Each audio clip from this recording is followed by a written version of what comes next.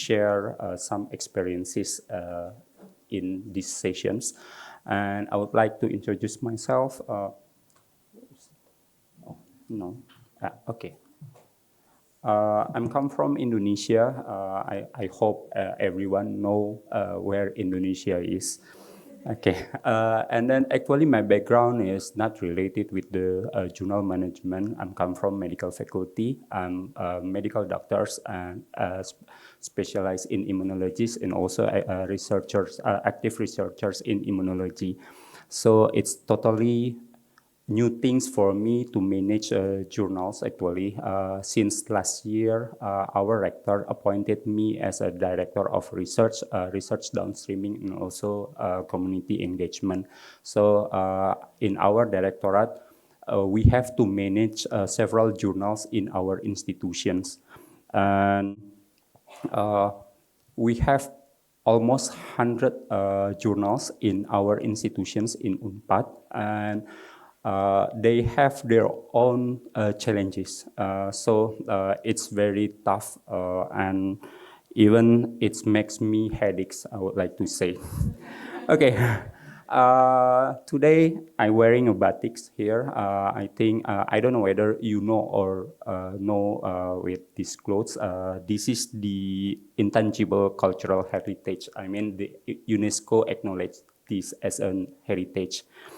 Okay, so today I would like to present our topics or sharing about our conditions in our institutions. Yeah, I would like to explain first about our institutions, Universitas Padjadjaran. This is one of Indonesia's leading university. I would like to say it because actually right now in Asian's university ranking, QS ranking, it's already in the top 100 in Asian's university ranking. And we also have 16 faculty and 2 schools. And then we have, if Dr. Khalid mentions they have 150,000 students. We have 40,000 students, and we located in the West Java. West Java is the biggest province in Indonesia and also the largest populations in Indonesia. So almost 25% Indonesians populations located in our province. So can you imagine that? Very huge. Okay, and then I think start from 2022, right? Since our previous director, Pak Rizky, we collaborate with the DC to manage or to increase our visibility of our journals using DC. I will let you know later on the history, or even I hope you can accept it as well as best practices, because I don't know whether this is best practices or no. Okay, it's up to you to see from your point of view. Okay, and then okay, I think we goes to the next slide here.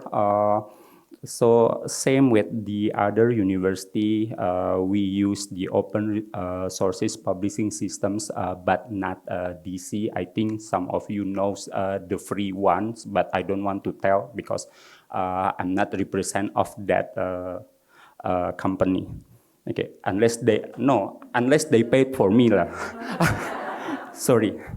Okay, and then as I mentioned before that it's kind of the centralized model created coordinations and quality issue. So we give all the faculties manage their own journals. And as I mentioned before, we have 16 faculties and 2 schools. If each faculties have, for example, 5 until 7, so it's almost 100. But again, at the end, in our directorate, we have to manage to or ensure or quality assured that the journals will manage well.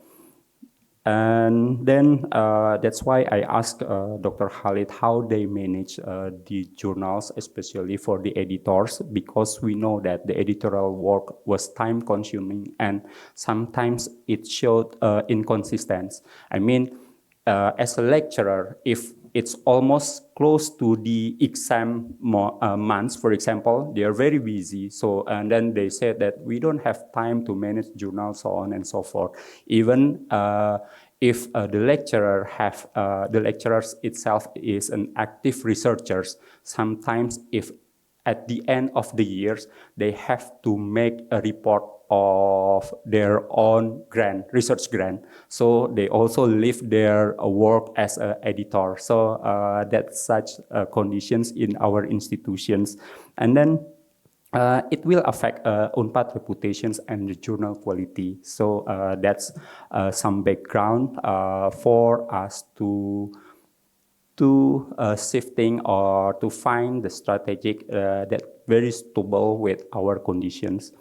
Okay, as I told you before that we try to use the digital commons to at least to help the editors to manage their own journals. But again, since the resources not so many, I mean, there is still a ceiling for us to give resources.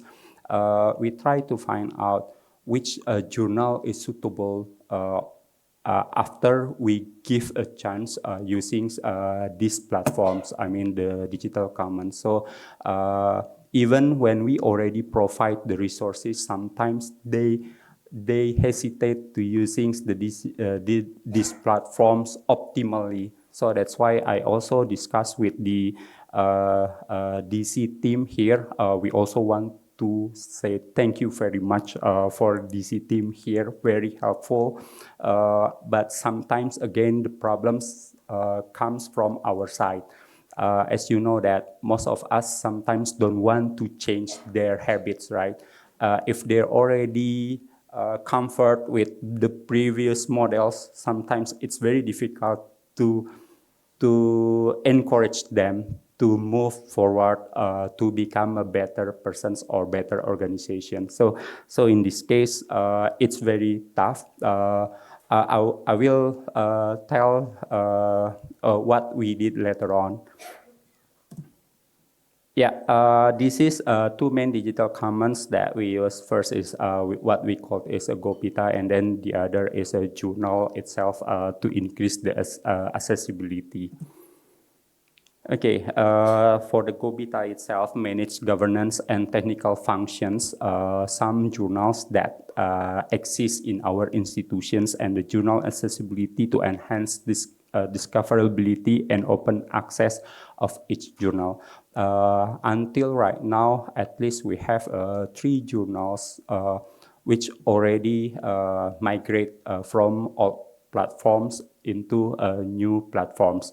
And then we also have from almost hundreds, at least 3 journals now already indexing in the Scopus. One from the law science, and then other one from the medical faculty, medicines, and then the other is nursing science. Yeah, this is, as I told you before, that this is the journal that already indexing in the Scopus, and then we believe that using these platforms, it can increase the efficiency of the editorial work. And of course, it can consistently to publish that specific journals. And at the end, it can showcase our institutions' growing global reputations. But actually, our rectors always say to us or remind to us that please don't thinking about the reputations only, but please always thinking how impactful our institutions. But so we believe that if it's already the visibility more globally, so impact could be increased. So that's what we believe. So okay, so I would like to share the challenge and lesson learned. Again, I hope that it can be our lesson learned. First, when we try to migrate, there is still face technical and operational challenges, even though, again, the DC team always teach us, always contact us, but somehow, as typically non-English persons or country, language become a barrier. You contact us by email, via email. Not everyone understand. Okay, if we understand, but somehow we hesitate to reply it, right? Okay, but again, it cannot become our excuses. Later on, we will fix it. And then delay and capacity constraint occurred during onboarding. It's still same again due to the human resources. So we also face implementation strategy were developed. Fortunately, this year our institution have a grant from our government. So we try to manage some grant for the journal. So each journal we give some seed funding. So within this funding, they can recruit the dedicated person. Because previously we don't have any budget to recruit dedicated persons who can help the journals. So I hope within this funding they can increase. At least we awarded 10 journals to increase their capacity building, so they can increase the journal's visibility and try to propose the Scopus indexing and so on. Okay, this is what I already mentioned before, collaborate with the Elsevier, and then we try to increase the leadership and stakeholder engagements as a sustained program. Yeah, okay. Don't worry, I only have 10 slides. Okay. And then this is the some opportunities that maybe we can reach. We believe that the model serves as a guide for other university. I hope so, as I told you before. And then professionalized publishing enhance global competitiveness. And we believe that digital tools enable transparency and better citations tracking. And then last, partnership. We believe that if we make a good partnership with other, just like this conference, thank you very much again. We learn a lot. I mean, me especially learn a lot, many things that I can learn not only from the speakers, but learn from other institutions. As I told you before, this is my last slide. Okay. UNPAD or my institutions try to moving from reactive to strategic journal management. And then we will focus in quality, visibility, and institutional reputations, of course, for the impact, yeah. And then we believe that digital commons support scalability and continuous improvement. So our next goal will include the integrations and the international collaborations to increase, because actually we did it, but we will increase it. And then we try to develop the UNPAD publishing ecosystem, because we believe that this is a good model for digital excellence. Thank you very much.